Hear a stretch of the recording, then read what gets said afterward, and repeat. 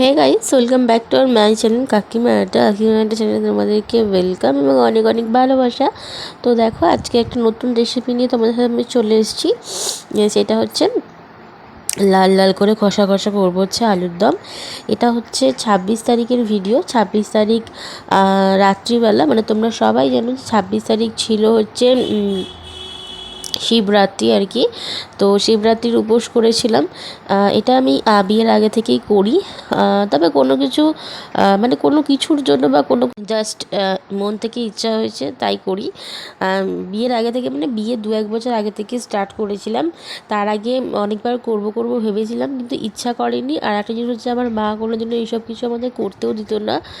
তখন যেহেতু পড়াশোনার মধ্যে ছিলাম, সবসময় বলতো ভালো করে মন দিয়ে পড়াশোনা কর, তাহলেই সব দেখবি সব কিছু ঠিকঠাক পেয়ে যাবে। আর ঈশ্বরকে ডাকতে গেলে কখনো উপোস করে বা না খেয়ে এরমটা কোনো ব্যাপার থাকে না।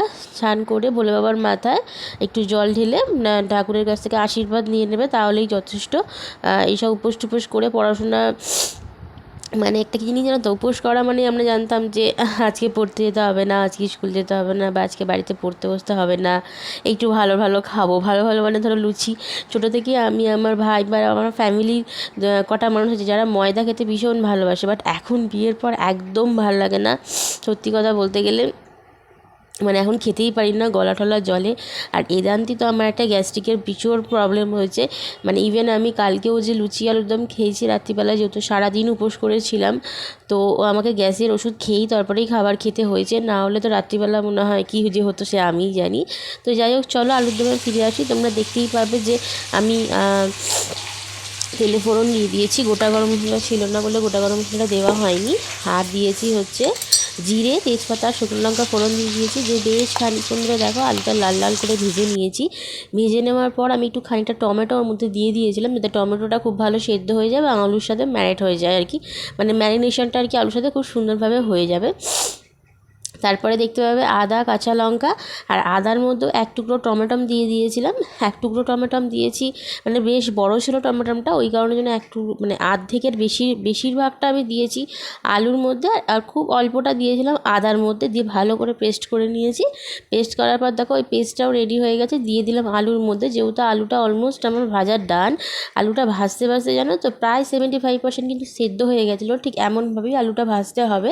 দেখো সুন্দর করে ভেজে নেওয়ার পর এই মশলাটা দিয়ে দিয়েছি, আদা বাটাটা। এটা দেওয়ার পরে কিন্তু বেশ খানিকক্ষণ ধরে আমি নেড়েছি, কারণ আদার যাতে গন্ধটা না পাওয়া যায়। দেখো নেড়ে নেওয়ার পর একটা বাটির মধ্যে আমি একটা মশলা রেডি করে রেখেছিলাম, সেটা হচ্ছে জিরে গুঁড়ো, হলুদ গুঁড়ো, নুন, চিনি, কাশ্মীরি মির্চি, এমনি যে ঝাল লঙ্কার গুঁড়ো, এইরকম ধরনের কিছু মশলা আমি রেডি করে রেখেছিলাম ওর মধ্যে। দিয়ে ওটা দিয়ে দিলাম। দিয়ে দেওয়ানোর পর কিন্তু আরও বেশ খানিকক্ষণ ধরে আমি কষিয়ে নিয়েছি। বেশ খানিকক্ষণ মানে প্রায় অনেকক্ষণই, যাতে ওখানেই তোমার আলুর দমটা মানে সুন্দরভাবে সেদ্ধ হয়ে যায়। ঠিক আমি এইভাবেই আলুর দমটা করার চেষ্টা করেছিলাম। মানে কোনো ঝোল নয়, কোনো তেলতেলে কোনো ঝোল নয়, বেশি ঝোল নয়, একদম মাখো মাখো, যেটা লুচির সাথে খেতে সত্যি খুব সুন্দর লাগে। এবং আরও একটা জিনিসের সাথে ভালো লাগে, সেটা হচ্ছে পোলাও, রাইস, এর সাথেও কিন্তু এই আলুর দমটা ভীষণ ভালোভাবে যায়। তোমাদের বাড়িতে যদি মগজদানা, কাজু বাদাম থাকে, পোস্ত থাকে, তাহলে একটু মগজদানা, কাজু বাদাম, পোস্ত বেটে দিও। পোস্তর পরিমাণটা একদম অল্প দিতে হবে, আর কাজু বাদাম আর মগজদানাটা একটু বুঝে দিতে হবে। শ্বশুর বাড়িতে এটা ছিল না, তার কারণের জন্য ওটাকে আমি দিতে পারিনি। ও তার মধ্যে দেখো কষতে কষতে একটু দিয়ে দিচ্ছি হচ্ছে মটরশুঁটি, মানে গুরু মানে এগুলো ছিল না, আর ছিল যে সেটা আমি খেয়াল করিনি, ওই জন্য। আর এখানে দেখো এই যে আমার ছেলে, আমি রান্না করছি আর তাই আমার পিছু পিছু ঘুরছে আর কি। এবং আমার সঙ্গে সঙ্গে এইভাবেই থাকে। আর এই দেখো এখানে আমার শাশুড়ি হচ্ছে ময়দা মেখে রেখেছে। দুঃখের বিষয়, আমি লুচিগুলো করে সুন্দর করে প্লেট সাজিয়ে তোমাদেরকে দেখাতে পারলাম না, কারণ তারপর থেকে আমার শরীরটা ভীষণ খারাপ লাগছিল, যেহেতু সারাদিন উপোস করেছিলাম। ওই কারণের জন্য আমি আর মানে শরীরে নিতে পারছিলাম না।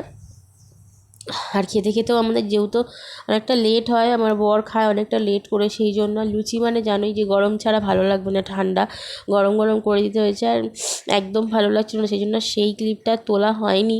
ভেবেছিলাম তুলে তোমার সাথে শেয়ার করবো সুন্দর করে প্লেট সাজিয়ে, কিন্তু সেটা তোমার সাথে শেয়ার করতে পারলাম না।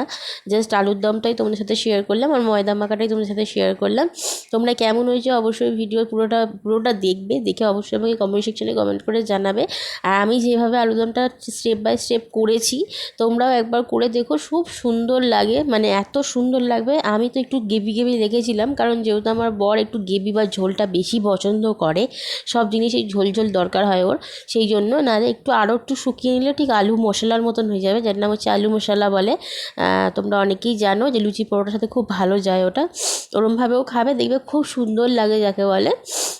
এখানে দেখো আমার কিন্তু অলমোস্ট ডান আলুর দম। এবার আমি ওপর থেকে ছড়িয়ে দেবো হচ্ছে ধনে পাতাটা ছড়িয়ে দিয়েছি, দেখতে পাবে। ধনে পাতা দেবো আর হচ্ছে গরম মশলা, ধনে পাতাটা একটু আগেই দিয়ে দিয়েছি, কারণ ধনে পাতা গরম মশলার ফ্লেভার দুটো একসাথে হয়ে যাবে, সেই কারণের জন্য ধনে পাতাটা একটু আগে থেকে দিয়েছি, আর গরম মশলাটা জাস্ট বন্ধ করে দিয়ে ঢাকা দিয়ে রেখেছিলাম। ব্যাস, বিশ্বাস করো খাবার পর যেহেতু আমি তোমাদেরকে রিভিউটা দিচ্ছি, খুব সুন্দর হয়েছিল খেতে। নিজে করেছি বলে এমনটা না, সবাই বলেছে খুব সুন্দর হয়েছে।